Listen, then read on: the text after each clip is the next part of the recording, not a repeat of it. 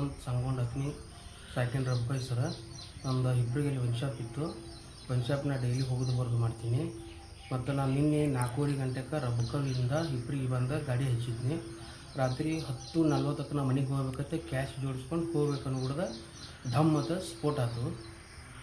ಯಾವ ರೀತಿ ಸ್ಫೋಟ ಆಗೈತೆ ಅನ್ನೋದು ನಮ್ಗೆ ಕಂಡು ಬಂದಿಲ್ಲ.